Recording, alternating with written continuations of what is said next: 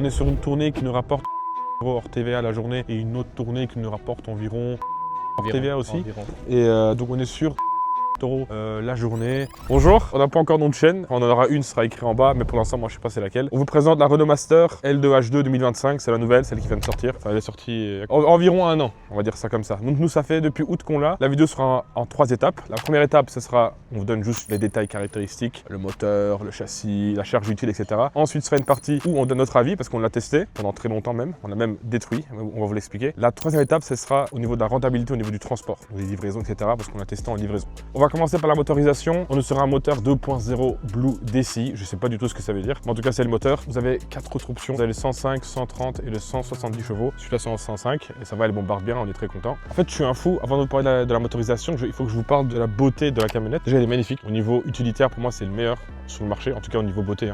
Le reste on verra après. Il y a un grill de malade, de fou malade. Il y a un petit barbecue dessus, incroyable. Le logo incroyable aussi. Mais en fait incroyable de rien du tout parce que c'est juste un utilitaire. Mais franchement je la trouve belle. Moi quand je vois ça sur la route et que je vois certaines Mercedes, je préfère celle-là. Normalement, vous avez aussi ici la ligne ici. Comment on appelle cette ligne? Tu sais pas comment elle l'appelle?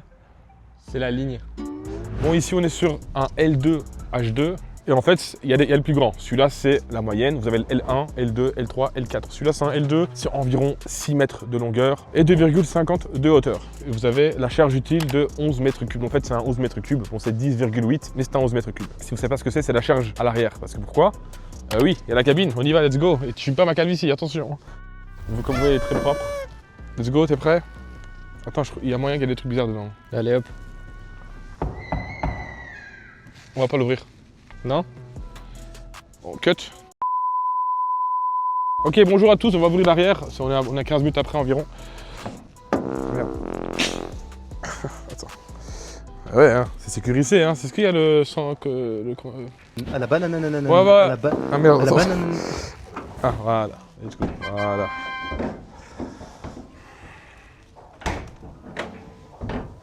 C'est nul, c'est très nul comme ouverture. C'est très pratique parce que par rapport au L4 par exemple, elle est beaucoup plus large. Enfin beaucoup plus, j'abuse, j'exagère. Mais elle est plus large que la L4 et surtout en charge utile, elle est beaucoup plus élevée. C'est logique, il ne faut pas que ça dépasse 3,5 tonnes. Voilà, c'est simple, comme ça vous le savez. Qu'est-ce qu'il y a? Moi, il y a un truc qui me saoule sur ces véhicules-là. C'est quoi? Ouvre cette porte. Quelle porte? Celle-là, complètement. Non, on peut pas la démonter, juste l'ouvrir tout le long, c'est tout.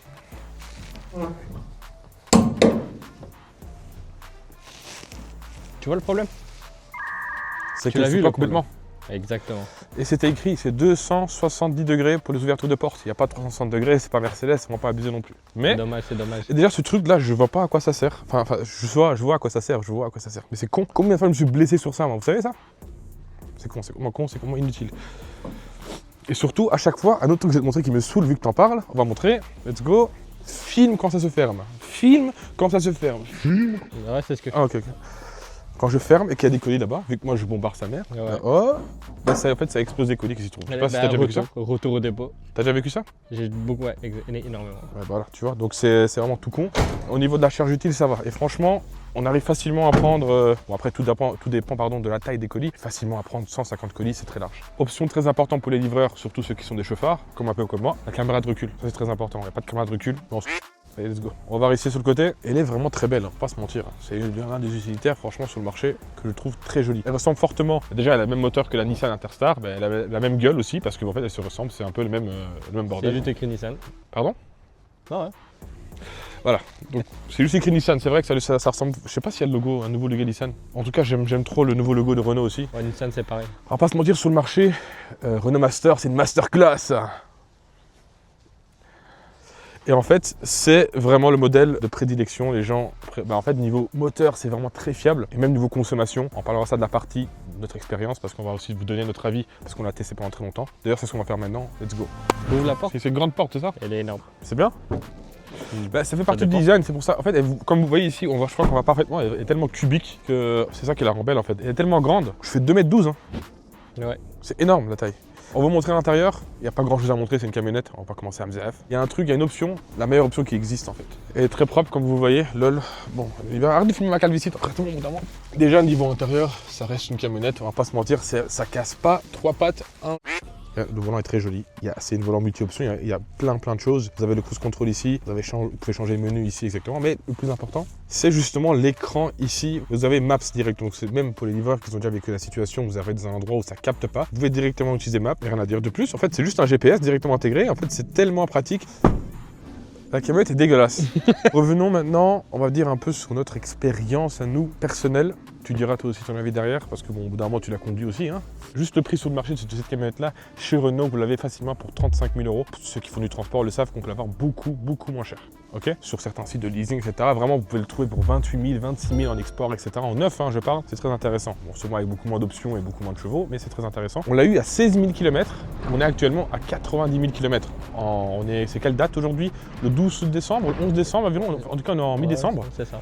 Et en espace de un peu plus de 4 mois, on a fait presque 75 000 km environ. Au niveau conduite, c'est pour moi, c'est personnel, tu diras ton avis après. Pour moi, il y a des camionnettes qui sont que pour l'express et des camionnettes qui sont pour la messagerie. Donc la différence, c'est quoi? L'express, c'est des longues routes. La messagerie, c'est on fait des arrêts beaucoup plus fréquents. Et je pense que cette camionnette-là combine parfaitement bien les deux. Par exemple, pour moi, les gens savent à quel point j'aime Boxer. Des Peugeot, c'est parfait pour de la messagerie, pas pour de la longue route. Contrairement aux Sprinter, par exemple, qui sont tellement confortable, tellement tranquille que l'Express c'est parfait. Par contre, pour de la messagerie, c'est un peu chiant, t'as même pas envie de descendre de la camionnette. Bref, pour vous dire que je trouve le combo des deux donc, très utile, que ce soit pour des longs trajets ou que ce soit pour des courts trajets. Je trouve ça très intéressant. Un truc à ajouter? Niveau fiabilité, on en est où? En fait, je sais pas. Parce qu'en soi, ça fait que 4 mois qu'on l'a, hein, donc là, en 4 mois, on n'a pas vraiment eu de problème. J'ai juste le CarPlay qui bug des fois, mais ça arrive. Mais tout le reste, au niveau motorisation, encore heureux, j'ai envie de dire. Hein, la voiture n'a même pas encore 1 an. Sinon, au niveau autonomie, au niveau consommation, on arrive à faire environ 1000 km chargés en une journée. On fait le plein une fois par jour. Du coup, c'est très intéressant à savoir qu'avec cette camionnette, on roule la nuit et la journée. Donc, elle ne s'arrête pas, ce qui explique les kilomètres assez élevés. Mais du coup, c'est très intéressant dans le sens où, c'est dans le transport, c'est avec la consommation, avec le gazole aussi, un peu, on peut gagner de l'argent. Et franchement, au niveau consommation, c'est très chouette. Au niveau statistique, on est à 8 litres. Mais au niveau, on va dire, réel sous le terrain, quand vous avez des chauffeurs un peu plus convenables comme moi, qui suis le meilleur chauffeur du monde, vous pouvez un peu baisser la conso. Si vous donnez ça à un barbare, il peut facilement faire du 10 litres 100, c'est pas un problème. Quelque chose à ajouter, Bungalov? T'as des noms à balancer niveau barbare? C'est quoi le rapport avec l'histoire là? Dis-moi juste ton avis, t'as conduit la camionnette aussi. Moi, je trouve que niveau confort, ça pourrait être beaucoup mieux. Il est vrai. Confort au volant? Niveau confort. Ou à l'arrière, parce qu'on sait qu'on fout des gens à l'arrière aussi. Je vois ce que tu veux dire. Non, mais on va pas aller là-dessus. Mais genre, ce que je veux dire, c'est vraiment niveau conduite, que ce soit les vitesses, ça, on les passe très bien, ça y a pas de souci. Le volant, il est incroyablement confort également. Bah, je pense que sur le marché, il n'y a que Mercedes qui fait mieux au niveau volant. Franchement, au niveau volant, ça se tape avec Mercedes. Ah, Mercedes, c'est encore un peu plus smooth que Renault Master. Mais après, franchement, ça se tape. La nouvelle Mercedes. En tout cas, c'est un Peugeot, hein, pas se mentir. Oh, hein. Pas se mentir. Peugeot, non, mais faut avoir les biceps. Hein, pour, Non, faut être trapèze. Hein. Mais non, c'est très chouette. Moi, j'aime beaucoup. Ok. Ah, ça, c'est chouette. Contrairement à Peugeot, le moteur n'est pas caché. Ah, si, il est un peu caché quand même. Mais alors, bon, après, chez Peugeot, le problème, c'était. On s'en fout de Peugeot. Qui parle de Peugeot là? Faut pas faire ça. Que ce soit le liquide lave-glace, l'huile moteur, liquide de frein. Ici, on a le. J'ai le mot en néerlandais, mais je l'ai pas en français. C'est quoi en néerlandais? Koevoelstof. Koevoelstof. Exactement. Koevaarstof. Oh, exactement, c'est exactement ce que j'ai dit. Et ils sont accessibles, vous voyez. Vous arrivez sans problème, vous l'ouvrez, vous mettez votre huile, vous l'ouvrez, vous mettez votre liquide vaisselle. On sent que t'es à l'aise, on sent que t'es à l'aise. Hein. Ouais. Non, là, c'est mon domaine, Et là, on parle bien sûr de la batterie. Non, je rigole. Après, chez Peugeot, il n'y a pas ça. Chez Peugeot, pour aller, il faut atteindre l'objectif. Il y a un autre problème, c'est qu'on est tellement surélevé, enfin le véhicule est surélevé, moi non. Et du coup, on n'a pas accès au moteur qui est tout en bas. Mais ça, c'est le problème avec tous les utilisateurs, j'ai l'impression. Non. Chez Mercedes, on n'a pas ce problème. Si tu parles de Mercedes, on parle d'un autre niveau, là, maintenant, avec les utilitaires de Peugeot, merde. on a ce problème également, mais ça, c'est tellement élevé. Peugeot, au moins, quand tu ouvres le capot, tu as accès, à partir de là, tu as déjà accès au moteur. Mais là, c'est tellement élevé. Et là, tu as un espèce de cache, tu vois pas le moteur. Ce plastique. Et tu peux l'enlever, mais on va pas se mentir, Renault a choisi la beauté au lieu de l'efficacité, on va pas se mentir. C'est ça, exactement. Vous voyez, en fait, c'est le seul truc, c'est ça qui tape à l'œil, c'est vraiment que le véhicule soit vraiment surélevé à l'avant et pour monter dans la camionnette, bien sûr. Tu marches comme un PNJ de GTA, ouais, on va où? Généralement, chez Peugeot, quand vous rentrez dans votre véhicule, le siège, il est déjà là. Normalement, à partir d'ici, tu es déjà dans ta voiture. Tu as une petite distance, tu dois sauter. Je fais 2,10 m comme tu l'as dit tout à l'heure, et même là je dois sauter. Là, l'autre jour, il y avait un collègue avec une échelle, il galérait, mais là on l'a aidé, heureusement. Les suspensions de chez Renault, ils ont toujours été comme ça, dégueulasses. Chez Renault, les gars, vous faites quoi? Qu'est-ce que vous essayez de faire en fait? Vous voulez m'avoir? Les Du Renault coup, voilà, suspension. bah, les suspensions, c'est ce qu'on y arrive. Vraiment, les suspensions, ils sont dégueulasses. Après, je sais pas si c'est une option. Je pense pas qu'il y a l'option suspension. Si. Ah. Tu dis pas à une mamie, tu veux une option Attention. suspension, et elle va Alors- dire c'est quoi la suspension. Alors, il n'y a pas d'option pour la suspension, mais il y a une option pour les plaquettes de frein renforcées, je pense. Je ne suis pas sûr, mais on aurait vu, je pense. Plaquette de frein renforcée. Je pense au un des deux. Je pense qu'il y a l'option suspension renforcée. Un des D'ailleurs, deux. quand tu parles de plaquette de frein, c'est excellent. J'aime bien le. Ah, on tire Ça, pas tu les passes à... Toi, t'es pro, ça doit Il y se a la voir. gomme de gaz derrière. Les plaquettes de frein, je les ai changées à 2 semaines environ. Il faut acheter que les originaux. Pourquoi? Parce qu'il n'y a pas des sous-marques encore. Il n'y a pas Brembo, il n'y a pas Ridex, ce genre de marque, il n'y en a pas. Et du coup, on fait comment? Ben, on est obligé d'acheter les plaquettes originaux qui coûtent. 300 la facture, balles. tu l'as senti, hein? La facture, on l'a bien 300 senti. balles les plaquettes. 300 effectivement. balles les plaquettes. Et les gens vont se demander, mais c'est une location, pourquoi on la loue? Enfin, après on la loue. C'est une location, pourquoi on paye les plaquettes? Bah, parce qu'en fait, le mec a compris qu'on faisait tellement de kilomètres avec qu'il n'était pas rentable. Du coup, on fait l'entretien, on change les plaquettes, on change les pneus aussi, on fait tout. On paye 75 € la journée pour ce véhicule, et même les week-ends. Vous pouvez trouver des gens qui vous louent un véhicule sans forcément avoir à payer les week-ends, parce qu'ils savent que vous ne bossez pas, mais là c'est pas le cas. C'est environ 2400 € le mois, je pense, non? Un truc comme ça? 2400 € le mois? Oui, On n'est pas dans le même calcul. vu qu'on a pris pour le mois, il nous a fait une réduction d'une semaine. Donc ça nous revient à 1950 € je pense, Exact. ou à 1800. On va vous sortir les calculs nets, ce sera écrit à l'écran, de combien ça nous revient. Je sais pas si toi tu les as sentis. Moi je les sens Mais pas, moi- moi je roule la nuit donc je sens beaucoup moins de... Franchement, Peugeot était mieux niveau suspension. Ah, Peugeot était mieux niveau quelque chose. Peugeot était mieux dans les suspensions. Ça fait quelque chose. C'est la seule chose où ils sont bons, je pense. Hier, je vois que t'en as beaucoup dans le cœur. Moi il y a un truc que je veux dire, salut à tous, c'est DBX9. Au niveau maniabilité, je sais pas si toi tu l'as senti, même si- parce qu'on l'a comparé à Peugeot, on vous présentera cette Peugeot là, on a un Peugeot Boxer de 2024, que je pense que ça se tape au niveau 2023, pas 2024, on a 2023. Peugeot On a un Boxer de 2023, du coup on vous la présentera aussi, du coup c'est pour ça qu'on les compare, parce qu'ils sont un peu de la même année, enfin ils sont tous les deux récents, et je trouve que la maniabilité est dégueulasse chez Renault Master, alors que on arrive à faire des manœuvres vraiment genre en une fois, alors que Master il fait en 2 fois, voire 3. Et bref, en gros, niveau maniabilité on n'est pas très content, niveau autonomie on est très content, niveau design on est très content, niveau espace de chargement, alors que c'est un petit véhicule, hein, parce que de base, là où on travaille, on nous demande vraiment d'avoir des véhicules minimum L3, là on a un L2 et ça fait quand même le taf, donc ça c'est aussi un bonus. Là maintenant, je pense qu'il est temps de parler de notre rentabilité dans le transport, parce qu'on avait déjà parlé. On est à 2000 € le mois, 75 € la journée. Il nous fait une réduction pour une semaine. Je roule la nuit, mon frère roule la journée, donc il n'y a pas de frais de chauffeur, donc ça coûte beaucoup moins cher que de mettre un chauffeur, etc. On arrive à combiner les deux, donc c'est assez intéressant. On est sur une tournée qui nous rapporte 315 € hors TVA la journée et une autre tournée qui nous rapporte environ... La nuit, nous rapporte combien la journée? 315 également, plus 315 ou moins. hors TVA aussi. Environ. Et donc on est sur 630 € la journée. On peut enlever pour la journée 100 € de gasoil. Mon frère il est indépendant, je suis indépendant aussi. Du coup il n'y a pas vraiment, voilà, c'est pour nous qu'on paye. Donc il n'y a pas vraiment à baisser des frais. Sur le mois, 100 € d'usure aussi peut-être. Environ. Ouais. Environ 100 € d'usure. Du coup c'est vrai que c'est très intéressant. Si on le fait nous-mêmes. Si on le fait nous-mêmes, c'est vrai que si vous allez au garage, main d'œuvre, etc., pas très intéressant.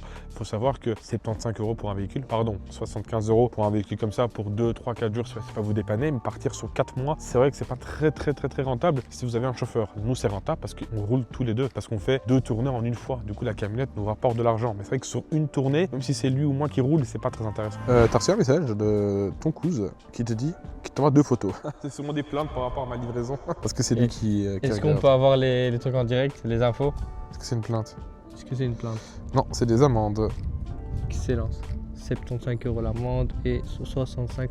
C'est 65 les deux. Il y a quelques fun facts qu'on a notés par rapport au véhicule que j'ai envie de vous partager ça. J'ai mon téléphone, on en a plus rien à foutre ici en fait. J'ai vu un truc passer, c'est pas vraiment un fun fact. J'ai vu un truc passer, c'est que grâce à l'ergonomie actuelle du véhicule, il gagnait 1 litre ou 100. Et ça c'est très intéressant parce que c'est très beau mais ça consomme moins. Donc ça combine beauté, efficacité. Un peu comme moi. Exactement. Si vous voulez. On était à niveau combien la consommation encore? De base, au niveau, si on regarde juste la fiche technique basique, on est au 8 litres 100 environ. Mais quand on nous regarde pour nous, franchement, on est à beaucoup moins de 8 litres 100. La fiche technique affiche entre 7 et 8. Bien sûr, ça dépend des conduites. Mais nous, on est encore en moins que... Ouais, on est beaucoup moins. On est à 6,7 exactement. On est à 6,7, à savoir que bon, c'est nous co-conduit. Moi, j'arrive très rarement à 3000 tours, je sais pas toi. C'est vrai que vu que c'est nous conduit, on est beaucoup plus chill, plus chill. Moi, je conduis la nuit, etc. Donc, je vois beaucoup moins de monde. Alors que si c'est un chauffeur, il en a strictement rien à foutre. Le Master 2025 est la 4e génération entièrement repensée. C'est-à-dire qu'en vrai, donc en fait, il y a eu 4 générations de Master et celle-là, c'est la dernière. Et rien à dire, elle est très belle. Hein. Mais les LED ici, en dehors du fait que ce soit très joli, c'est que même au niveau de l'usure, ça dure beaucoup plus longtemps. On n'a pas à changer des ampoules à chaque fois, etc. Là, comme ça, c'est très joli. On m'a fait plusieurs fois des appels de phare parce qu'ils pensaient que j'avais les longs phares. Alors que non.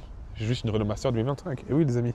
Fun fact, le Master est tellement populaire qu'il est numéro 1 de nombreux pays sur le marché utilitaire. C'est vrai qu'à chaque fois que je demande qu'est-ce que vous nous conseillez comme véhicule, c'est Renault Master. On n'en a jamais acheté un. C'est vrai que peut-être plus tard, ça nous poussera à en acheter un. Niveau rapport qualité-prix, tout simplement en fait. Nouveau rapport qui a été pris, comme j'ai dit, si vous allez chez concession directement de Renault, effectivement, on peut arriver vers des 45 000 euros, etc. C'est un peu cher. Mais si, comme nous, vous faites du transport, ou que même si vous êtes juste un professionnel, vous pouvez aller voir des sociétés en leasing, etc. Ou même des sociétés un peu en dehors de votre pays, soit non en Belgique, mais en France, aux Pays-Bas, ça coûte beaucoup moins cher. Dis-moi. Tu as dit que c'était 45 000 pour un utilitaire de ce niveau-là. Franchement, c'est un très bon prix. Quand tu vas chez Mercedes, tu sors pas en dessous des 50, des 55. Ouais, mais Mercedes, c'est encore un autre niveau parce qu'encore fiabilité moteur, nous, c'est du court terme, même si on a bombardé. Je pense que c'est encore heureux qu'un véhicule qui date de 2025 n'a pas encore eu de problème. Mais si on regarde Sprinter, effectivement, ça coûte beaucoup plus cher. Crafter coûte beaucoup plus cher. Man coûte beaucoup plus cher. Peut-être qu'on essaiera de voir un Crafter ou un Man. Enfin, on va essayer de tous les faire. Hein. Même essayer de voir un peu des électriques. C'est ça un peu le but. Là, actuellement, on vous présente des véhicules qu'on a. On a ça en location. On testera, on vous montrera un peu les Peugeot qu'on a. Peugeot moteur mort qui dort, encore une fois. On vous montrera l'état mort. Comme ça, vous verrez à quoi ça ressemble quand c'est dead. On vous montrera des véhicules électriques. On fera des livraisons.